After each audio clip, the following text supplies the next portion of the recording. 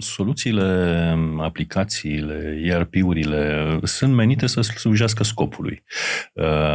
Fiecare companie, fiecare grup are viziunea sa, are strategia, are direcția sa. Aplicând aceste procese, am avut și niște economii pe aici, pe acolo, în cadrul organizației pe care o aveam atunci. Și atunci, plusuri cu minusuri, poate să-ți dea pe plus sau pe minus în următorii 5 ani sau pe perioada pe care faci proiecția. E foarte important pentru business-uri, din punctul meu de vedere, să nu fie captive într-o soluție, indiferent că vorbim de o soluție ERP, de o soluție de BI sau de un contract sau de un contract comercial. Valoarea unei facturi este în general dată de două elemente când vine vorba de un consultant. De tariful pe oră sau zi, cum o fie, ori cantitatea de ore sau zile. Da. Un consultant care vine cu un tarif mic să îți ia ochii, cum se spune, dar după aceea trenează foarte mult. După aceea mărește foarte mult cantitatea de ore sau de zile, nu o să fie mai ieftin decât unul care îți dă un tarif mare, să zicem mai fair, dar care este foarte eficient.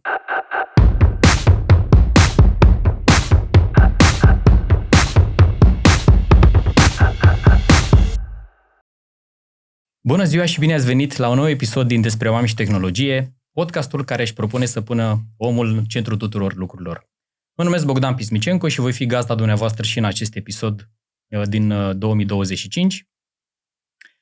Pentru cei care nu au urmărit episoadele noastre anterioare, doresc să vă reamintesc, această serie își propune să aducă în fața dumneavoastră povești despre relația dintre om și tehnologie, povești care vin din partea unor experți din domeniu, dar cât și din partea clienților noștri SAP. Alături de astăzi am deosebită plăcere să l-am invitat pe Liviu Petre. Bună, Liviu, mulțumesc mult pentru că ai acceptat invitația noastră. Salut, Bogdan, mulțumesc frumos pentru invitație. Liviu este CFO în cadrul companiei Policolor Orgachim. Are o deosebită experiență de business, activând în funcții de management în diverse companii de-a lungul carierei sale, din domenii diverse, vorbind de consultanță, vorbind de producție, vorbind de trading, logistică și așa mai departe. Mulțumesc. Aș putea spune că Liviu a văzut suficiente soluții de software în cariera sa, fiind implicat în mod activ în implementarea acestora în cadrul companiilor în care a activat, fiind axat în mare parte pe module de tip BI, reporting, ERP și altele. De asemenea, aș putea spune, uitându-mă peste biografia lui, că Liviu are o experiență bogată chiar și în ceea ce privește soluțiile SAP, dar vom discuta despre asta pe parcursul acestui episod. Cât despre Policolor, bineînțeles, este un brand foarte cunoscut, cu un nume care de peste 60 de ani este prezent pe piața din România, un producător de lacuri și vopsele pentru aproape toate domeniile căreia sunt destinate, să spunem, aceste soluții, construcții, industria producătoare de mașini, uz casnic, uz industrial și așa mai departe. Liviu, mă întorc către tine și aș dori să ne spui, ca o primă întrebare de deschidere, care este povestea din spatele Policolor și ce anume diferențiază compania față de alți jucători din domeniu. Da, mulțumesc frumos pentru invitație. În ceea ce privește Policolor, este vorba despre o companie înființată acum 60 de ani, pe vremea comunismului în România, un fost mare combinat industrial aflat în ceea ce astăzi denumim Bulevardul Teodor Paladi, care astăzi nu mai are fabrica acolo, ci în altă parte a Bucureștiului. Iar din punct de vedere business, Policolor este astăzi un grup de companii, un grup care cuprinde compania mamă Policolor și alte 3 companii operaționale în Bulgaria, unde producem nu doar vopsea, ci și alte produse cu care ne adresăm altor piețe în afară de România și Bulgaria. Suntem așadar un jucător regional, România și Bulgaria pentru vopsea, dar ne adresăm și altor piețe pentru celelalte produse ale noastre, rășini și alte produse chimice. Mă bucur să aflu de la tine că Policolor este un foarte cunoscut brand în România. Tragem pentru asta în activitatea noastră. Ai menționat mai devreme fosta locație a fabricii. Da. Așa, fun fact, eu nu sunt din București, dar când am venit prima oară în București acum mai mulți ani, zona aceea de pe Bulevardul Teodor Palade e cunoscută de toată lumea ca zona Policolor. Așa este, da. A rămas cu numele de zona Policolor. Deci impactul este unul important și pentru București, bineînțeles și pentru întreaga piață. Iar astăzi brandul, numele Policolor, înseamnă în continuare ceva pentru români din studiile pe care le facem. Ce aduce în plus compania Policolor în piața aceasta foarte competitivă în care activează? Aduce două foarte importante lucruri, aș spune, și anume unul dintre cele mai corecte raporturi calitate-preț pentru produsele sale, aproape pe toate gamele de produse la care ne-am putea gândi. Produsele noastre sunt de o calitate bună, la prețuri corecte. Iar al doilea lucru este faptul că suntem un grup de companii, activăm, cum am spus, în România și Bulgaria, iar echipele sunt comune. În Bulgaria suntem lideri de piață și în România avem o piață extrem de competitivă. Ceea ce înseamnă că putem beneficia de experiențe și de tip lider de piață și de tip challenger, așa cum Policolor este pe piața din România. Pentru că acesta este un episod, la început de an 2025. La mulți ani, by the way. La mulți ani. La mulți ani. Să avem un an foarte bun în companiile în care activăm. Deci, după cum spuneam, fiind un episod oarecum la început de an, este întotdeauna vremea reflexiilor. Și pentru a pune puțin context pentru restul discuției noastre. Aș dori să te întreb cum a arătat piața în care activați anul trecut și care sunt așteptările în 2025? Da, este cam a 98-a oară când primesc întrebarea asta în ultimele 3 luni, să spun așa, pentru că am parcurs perioada de bugetare, de business planning și am avut foarte multe brainstorming-uri și discuții pe subiectul ăsta. Cum vedem contextul macroeconomic, pentru că din el rezultă multe. Zona aceasta, România, Bulgaria în mod particular, au fost influențate negativ de când am avut pandemia și a venit după aceea episodul nefericit Ucraina-Rusia. Toată zona a suferit și nu numai toată zona, toată Europa, toată lumea. Acum suntem în România, cel puțin, din punctul nostru de vedere, cumva într-o zonă de jos a curbei negative.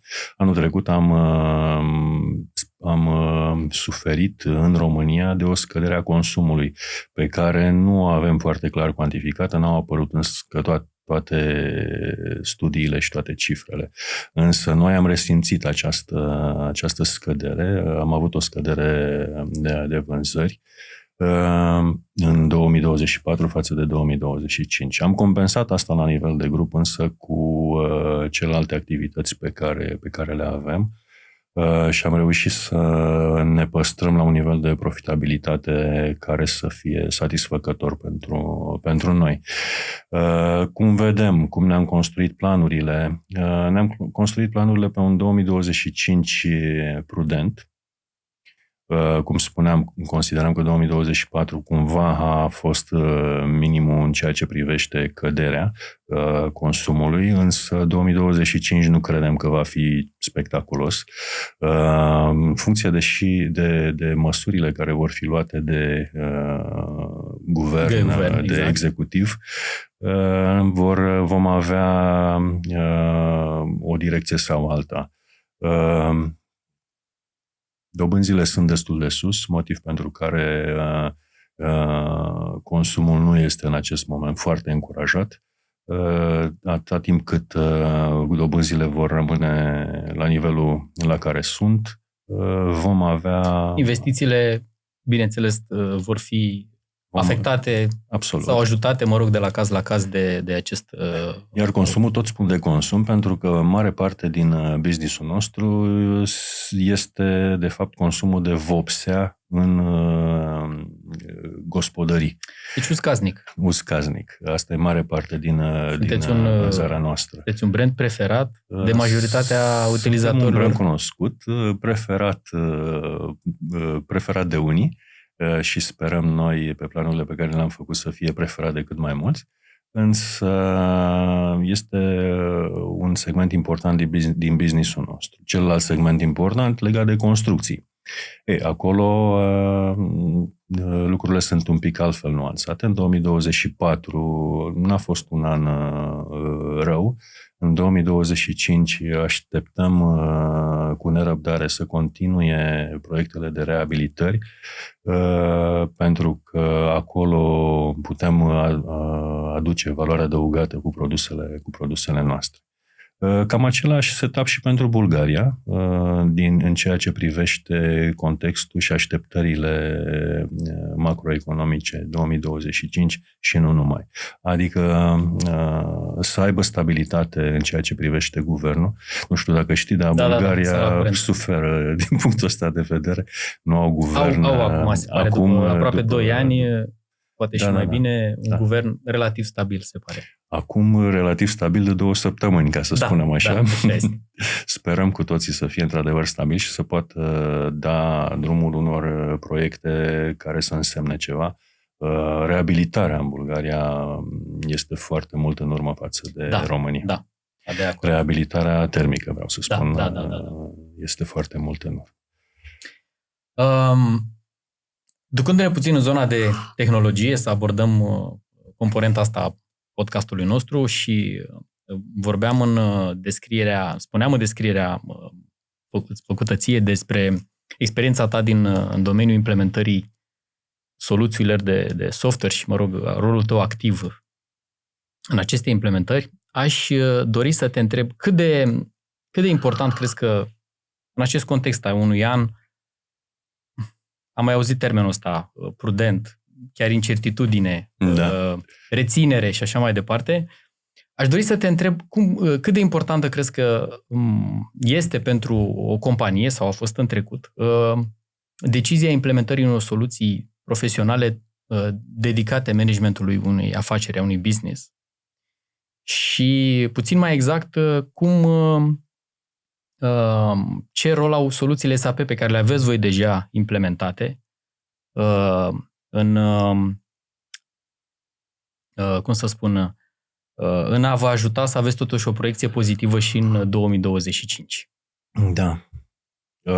Soluțiile, aplicațiile, ERP-urile sunt menite să slujească scopului. Fiecare companie, fiecare grup are viziunea sa, are strategia, are direcția sa. De la o anumită dimensiune în sus, bineînțeles că ai nevoie de o soluție solidă, stabilă, pentru care să ai acces la consultanță, la dezvoltare, la update și așa mai departe. Și acesta este motivul pentru care noi acum 4 ani am început proiectul acesta de migrare către SAP a grupului nostru. Pentru că asta ne-am dorit. Ne-am dorit o soluție consacrată pe care o cunoșteam și eu și alți colegi de-ai mei și care este solidă și te poți baza pe ea pe termen lung. Bineînțeles că mai sunt și considerente de termen de gen financiar, operațional, când vine vorba de astfel de alegerea unei astfel de soluții. De alegerea unei astfel de soluții. Anticipez un pic o întrebare de-a ta. Da. Cum se alege, domnule, o astfel de soluție? Din experiența mea? La ce te uiți, practic? și din perspectiva rolului pe care l-ai în Da. compania Polycolor de CFO, un om foarte atent cu resursele financiare ale companiei. Da. Sunt convins că considerentele financiare au fost unele din cele mai importante atunci când ați luat decizia implementării, dar în același timp, bineînțeles, ne uităm și la beneficiile, outcome-ul pe care îl aduce o astfel de decizie, de implementare. Și aș dori să ne spui câteva cuvinte din zona asta. Da.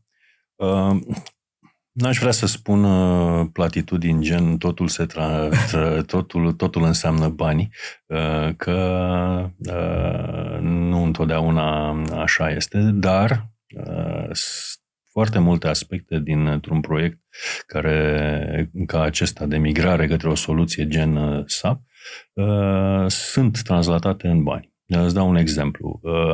O proiecție pe următorii 5 ani, că așa recomand să facă toată lumea. Și este sănătos. Când vine vorba de un astfel de proiect, o proiecție pe următorii 5 ani presupune, de exemplu, să te gândești cam cum va evolua costul cu suportul, cu mentenanța soluției. Cam cum va evolua piața de consultanță, cam care sunt disponibilitățile în piața respectivă. Pentru că, așa cum am spus, un considerent important este chiar ăsta, soliditatea soluției, ai sau nu ai acces la resurse, ai sau nu ai speranță că va fi tot acolo în următorii 5 ani, în următorii 10 ani. Că va fi pe piață și va oferi în continuare upgrades și mentenanță. Și evident că trebuie să estimezi un cost cu consultanții, trebuie să estimezi un cost cu dezvoltările și cu alte lucruri pe care vrei să le faci conform business-ului tău. Deci sunt foarte multe aspecte care se translatează în bani. Inclusiv, iartă-mă, inclusiv savings. Adică cheltuieli mai puține față de un setup pe care îl ai la momentul respectiv, la care faci studiu. Și aici vreau să subliniez foarte pe scurt un atu al SAP și asta a contribuit la alegerea noastră. Faptul că e o soluție care vine cu un business process, de fapt. Care vine cu un business process care îți fixează cumva niște procese în cadrul organizației tale și la care trebuie să te adaptezi. Soluția standard SAP vine cu procese standard pe care companiile mai aflate mai la început sau mai antreprenoriale sau mai puțin structurate, să spun așa, nu le aplică neapărat. Însă, de la o anumită dimensiune, e bine să le aplici și acesta a fost un motiv pentru care am ales această soluție, pentru că aplicând aceste procese am avut și niște economii pe aici, pe acolo, în cadrul organizației pe care o aveam atunci. Și atunci, plusuri cu minusuri, poate să-ți dea pe plus sau pe minus în următorii 5 ani sau pe perioada pe care faci proiecția. Sunt convins că ai fost implicat activ în calculul return of investment. A dat pe plus. Și atâta timp cât a dat pe plus, ne aflăm în situația în care uite că ne și vedem astăzi, că a dat pe plus atunci. Da. Exact. Știu că înainte de SAP ați lucrat cu un alt vendor și aș vrea să te întreb care au fost motivele pentru care ați decis să mergeți mai departe către SAP,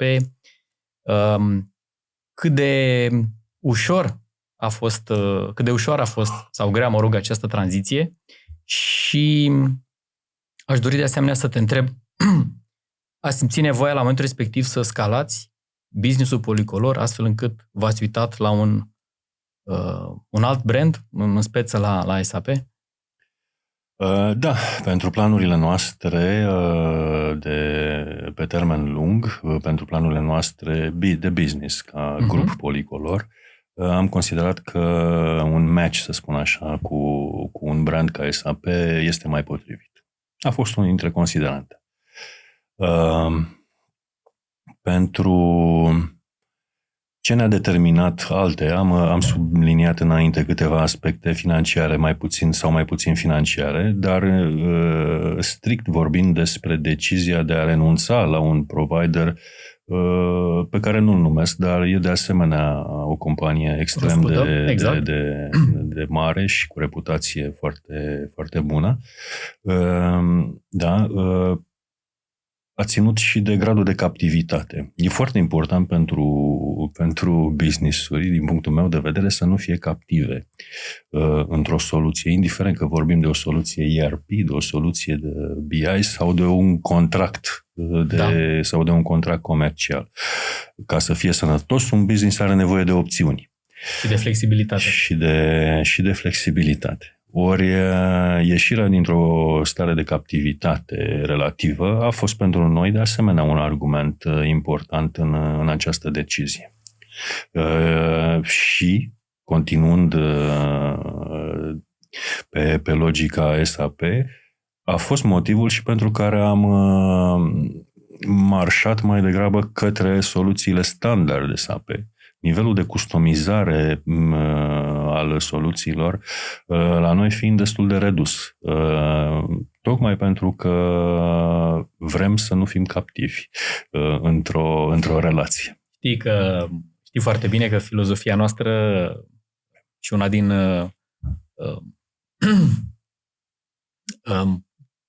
motorurile pe care le aud cel mai mult și eu în cadrul companiei, atunci când suntem în discuții cu clienții, este keep the core clean. Da. Și asta este ceea ce împinge business-ul nostru înainte și este un considerent pe care încercăm să-l discutăm și cu toți clienții noștri și mă bucur.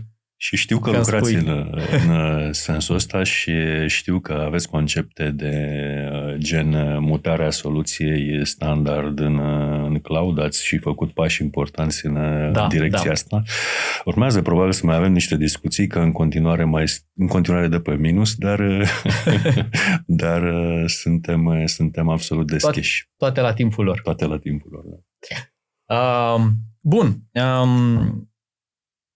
Să spunem că, din punct de vedere timeline, ați luat decizia de a merge mai departe cu SAP, ați făcut calculele din punct de vedere financiar, a ieșit pe plus, așa cum ai menționat și tu, însă un proiect SAP și un proiect de implementare a unei soluții de tip ERP nu se oprește niciodată aici. Practic, provocările și partea frumoasă, dacă pot spune așa, acum începe. Pentru că urmează proiectul de implementare. El presupune foarte multe etape, de la o definire a unui, project map, definirea a pașilor de făcut, oamenii implicați de ambele părți. O componentă foarte importantă este și alegerea unui partener care să ajute în partea de implementare. Știu că în cazul vostru voi ați lucrat cu un partener tradițional din ecosistemul nostru de parteneri. Ei se numesc Advanced Business Software.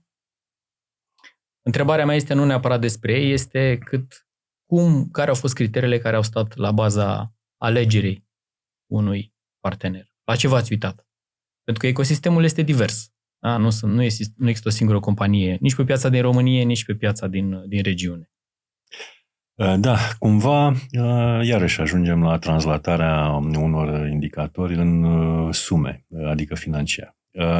Explic de ce. Pentru că alegerea unui partener este un demers cantitativ-calitativ, în sensul în care el îmi face ei, în tenderul respectiv, participanții, fac oferte financiare în sensul de valori absolute pentru ceea ce îmi doresc eu, dar îmi prezintă și niște CV-uri, îmi prezintă și niște consultanți pe care ei urmează să îi implice în proiectul nostru. Asta e o etapă foarte importantă pentru că e foarte important consultantul. Bineînțeles. Experiența lui din alte proiecte Scuze că te întrerup. Înțeleg că e foarte important, mai ales pentru companiile, din fiecare țară, să fie vorbitori de limbă nativă. Sunt mai multe criterii. De asemenea important. Sunt mai multe criterii și pentru cine se gândește să facă un astfel de pas, îi recomand să se gândească întotdeauna că valoarea unei facturi este în general dată de două elemente când vine vorba de un consultant. De tariful pe oră sau zi, cum o fie, ori cantitatea de ore sau zile. Da. Un consultant care vine cu un tarif mic să îți ia ochii, cum se spune, dar după aceea trenează foarte mult. După aceea mărește foarte mult cantitatea de ore sau de zile, nu o să fie mai ieftin decât unul care îți dă un tarif mare, să zicem mai fair, dar care este foarte eficient. De asta CV-urile consultanților la începutul unui astfel de proiect, în cadrul tenderului, sunt foarte importante. Iar analiza lor trebuie să consume ceva timp, adică nu doar să vezi că a bifat, că a trimis. Trebuie să te uiți pe CV-uri, să vezi cine sunt oamenii respectivi, să ceri referințe din piață, poate chiar îi cunoști pe unii dintre ei, cum a fost cazul meu, că mai făcusem astfel de proiecte și cunoșteam câțiva consultanți de prin piața aceasta. Deci, clar, procesul de selectare a partenerului este unul foarte, foarte important și trebuie pregătit cu rigurozitate. Absolut. Dar pentru a selecta, aici mă întorc puțin în proces. Cum consider eu că e secvența sănătoasă într-un astfel de demers? Este că primul lucru pe care îl faci este să îți definești scopul. Știi cum era pe vremuri caiet de sarcini. Ce înseamnă de fapt acest caiet de sarcini? Înseamnă să îți desenezi, să îți scrii, să îți documentezi procesele pe care ți le dorești și cum îți dorești tu să se desfășoare ele la un nivel foarte concret și detaliat. Iar pe baza acestui document să faci după aceea tenderul și nu invers în sensul în care să îți propui să-ți implementezi o soluție, să lansezi tenderul, dragi consultanți, eu vreau soluția asta, iar după aceea să intri într-o mișcare browniană împreună cu consultantul de definirea scopului și de definirea proceselor următoare. Nu aceasta este secvența sănătoasă. Se poate și așa, dar depinde din păcate de mai mulți, succesul depinde de mai mulți factori acolo. Dar, repet, sănătos este invers, să-ți definești scopul, să ți-l ai foarte bine documentat de echipa internă, cei care sunt implicați în procesele respective.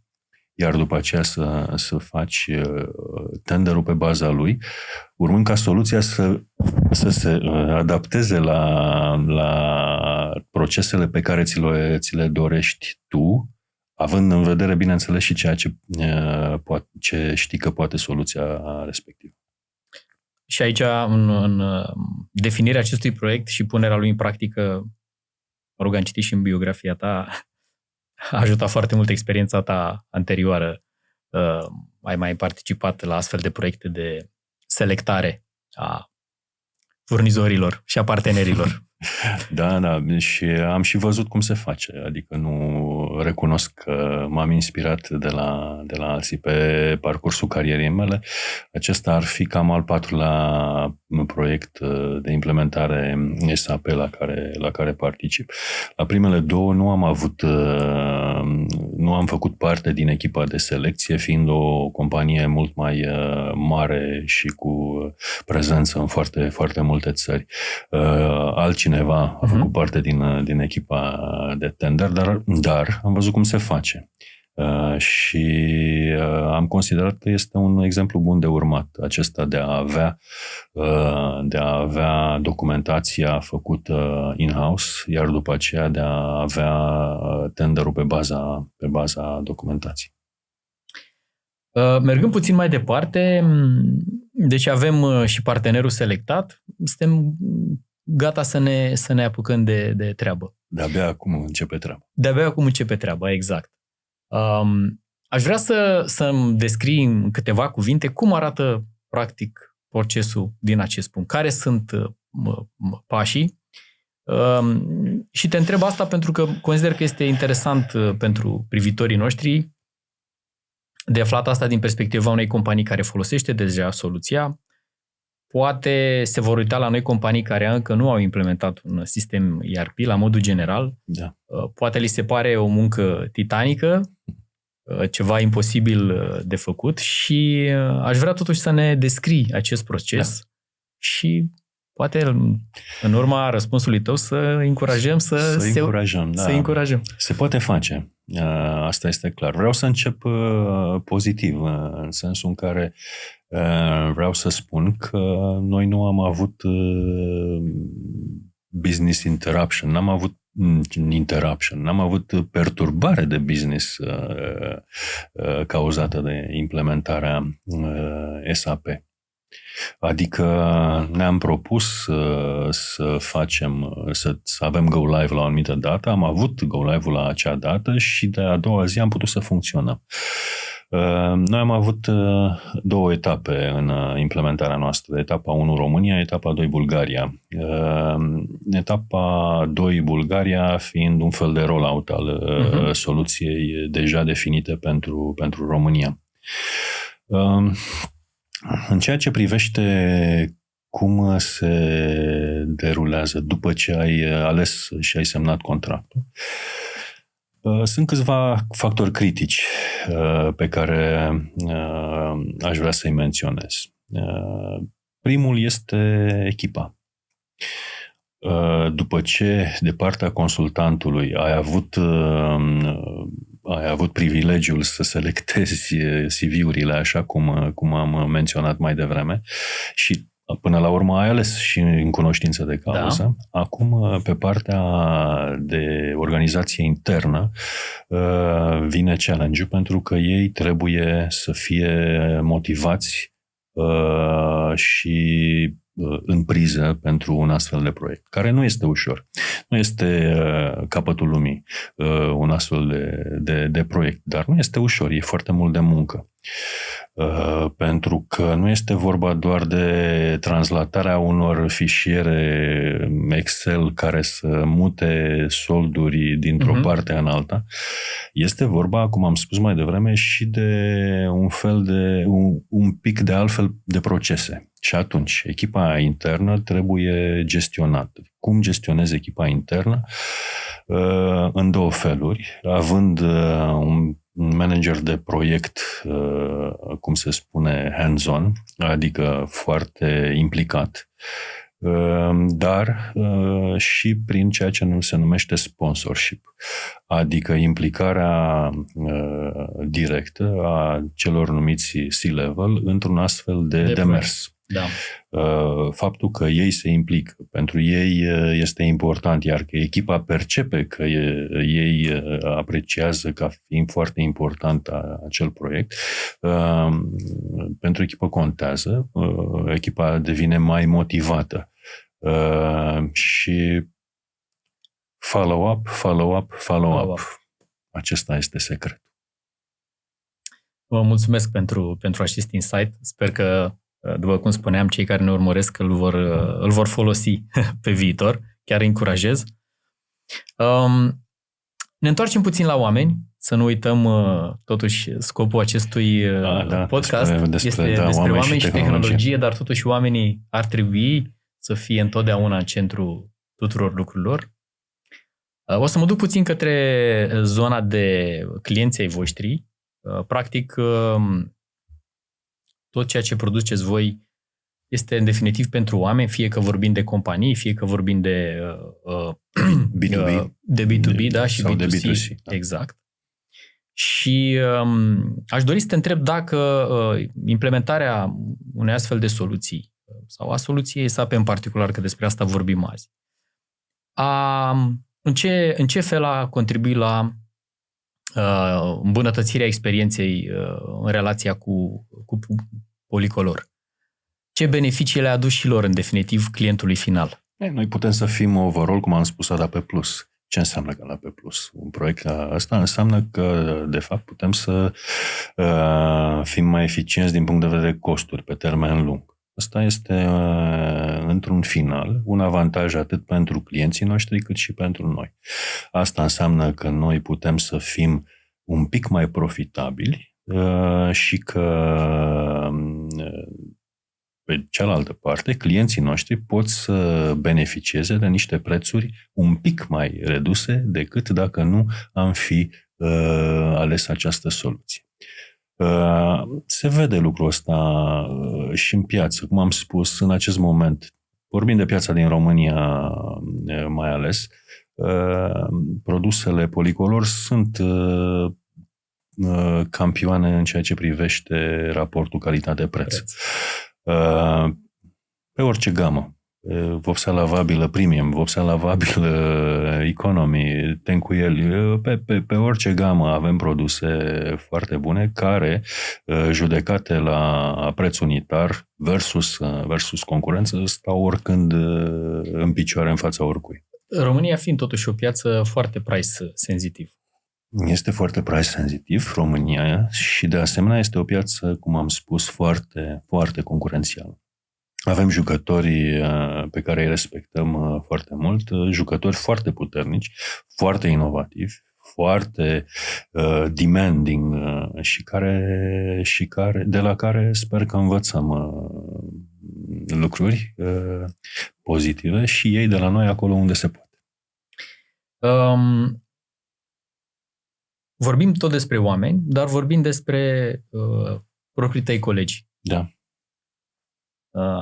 După cum spuneam, am avut o trecere de la un alt vendor, am implementat o nouă soluție. Știm foarte bine că schimbarea în sine nu ne caracterizează pe noi ca oameni, nu o acceptăm atât de ușor întotdeauna. Cum i-a afectat pe proprii tăi colegi această schimbare și care sunt beneficiile de care ei au parte, să spunem, în momentul de față? Cum ați reușit să gestionați acest change management process de care toată lumea vorbește? Da. Și este parte change management. Cum am spus, n-am folosit expresia change management, dar am vorbit despre o redefinire, o reașezare a unor procese de business. Asta înseamnă change management, de fapt. Proiectul nu se termină când ai go live, asta este clar pentru toată lumea. Proiectul continuă când ai go live și atunci, de fapt, are intensitate maximă. Pentru cei care au trecut prin experiențe de tipul ăsta, știu că în ziua aia, noaptea aia, este crunt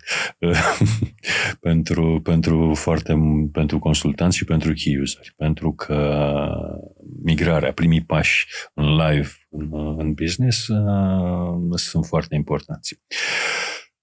Dar de acolo începe, de fapt, gestionarea și a change management-ului. Pentru că înainte de go live ai cumva la nivel conceptual. Adică ți-ai făcut documentația, ți-ai desenat procesele, le-ai agreat înainte de tender și pe urmă le implementezi. Rămâne totuși la nivel conceptual și orice schimbare pe care ai discutat-o în echipă a fost doar o discuție. Oamenii înțeleg despre ce urmează să se întâmple din punct de vedere procese, ce urmează să se schimbe. Însă după aceea punerea în practică trebuie gestionată. Cum o gestionezi? Tot cu project management și cu sponsorship. Adică, iarăși, aceste două direcții care trebuie să țină echipa pe drumul cel bun. Unii sunt mai aderenți, aderă mai repede, alții mai rezistenți, însă toți pot fi gestionați. Mi-amintesc, uite, de exemplu, la Policolor avem deja 3 ani de SAP. Și acum, după 3 ani, mai sunt câțiva colegi care își amintesc ei cum era înainte. și în continuare sunt nostalgici, dar procesele sunt în picioare și acolo. Da, e greu, dar se poate. Și s-a și făcut. S-a și făcut, da. Care crezi că, care crezi că ar fi o lecție importantă pe care orice, fie o persoană aflată în rol de management, așa cum ești tu, fie companie, ca și întregul, ar trebui să o aibă în vedere atunci când pornește pe un astfel de drum? Să spunem o lecție importantă, pentru că de-a lungul episodului ai punctat multe lucruri. Aș putea spune că ai răspuns deja la întrebare, dar... Da, facem un sumar. Exact, să facem un sumar. Ce ar trebui să știe o companie înainte să se apuce de un astfel de proiect? Da, mă întorc un pic la ce am spus.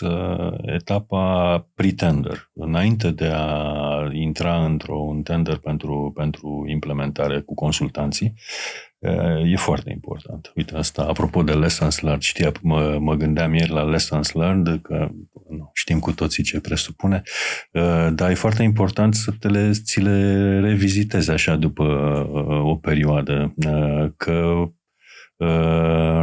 le mai uiți. Da.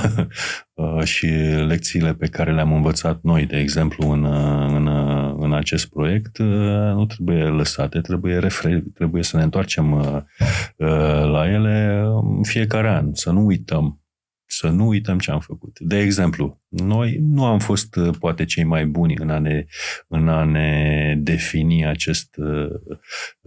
în a ne face această documentație cu procese foarte, foarte exact. Iar după aceea a trebuit să acoperim anumite goluri care rămăseseră descoperite. Cum? Prin muncă, prin efort suplimentar, atât din partea echipei interne, cât și din partea consultantului. Lucrurile astea puteau fi prevenite dacă totul era perfect, să spun așa, înainte de lansarea procesului.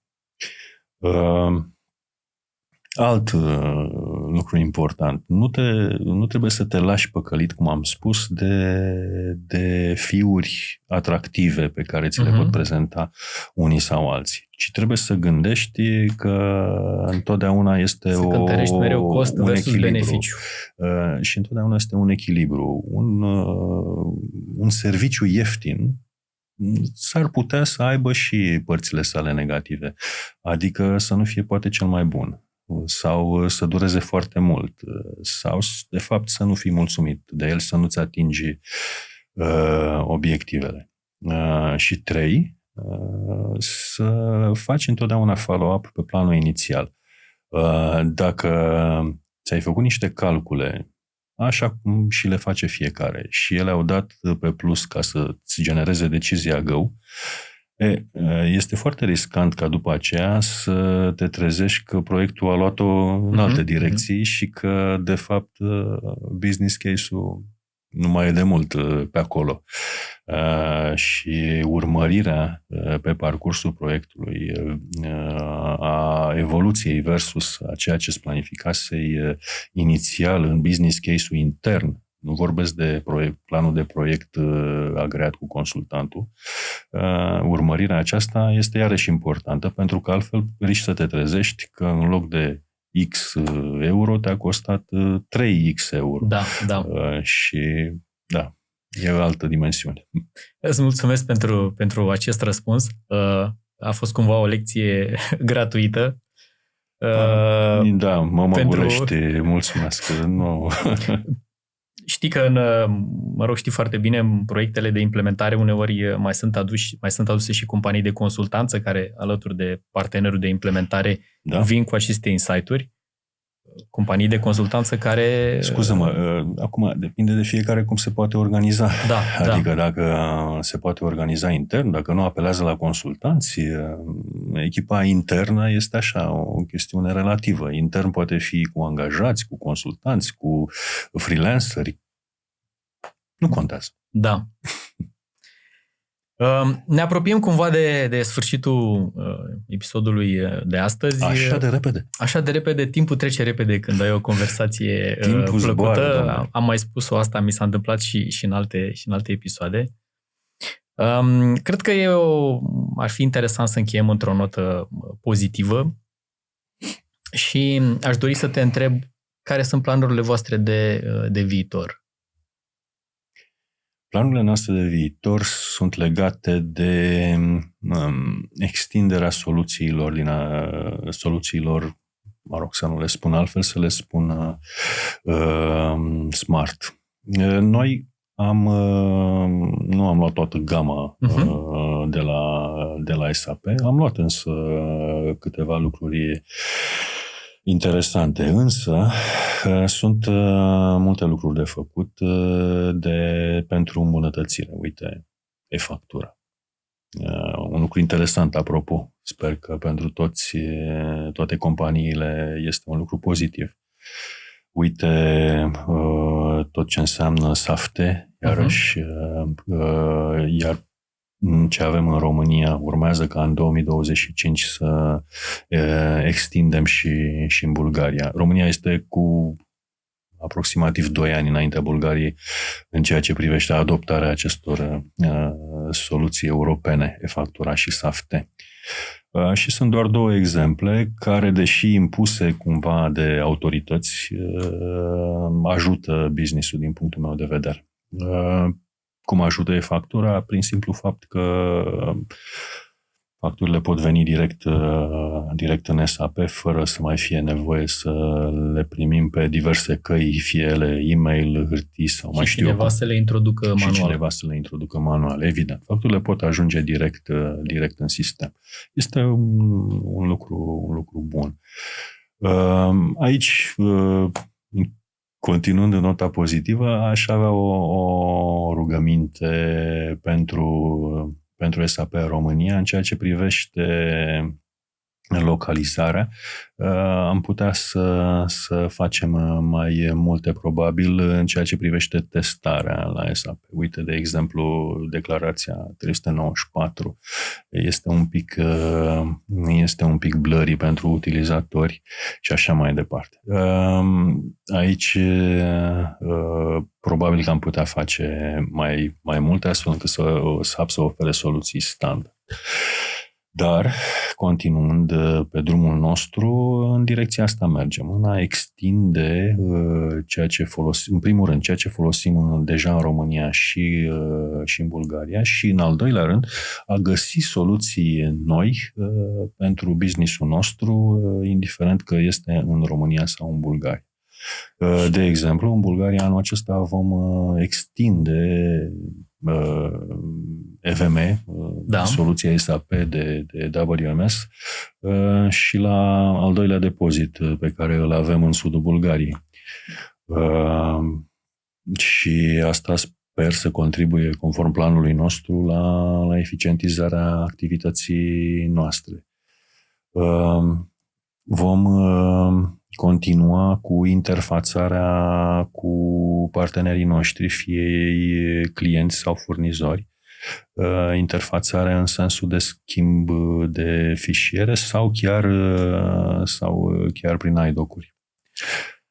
În Bulgaria, dacă mai putem vorbi 2 minute despre asta, din ce am citit, s-ar putea să vină și un nou challenge în ceea ce privește adoptarea monedei euro. Corect, euro, da. Care iar îți va da de muncă. Așa e, am omis asta, ai dreptate. Da, toate semnele sunt că de la 1 ianuarie 2026 Bulgaria va fi în zona euro.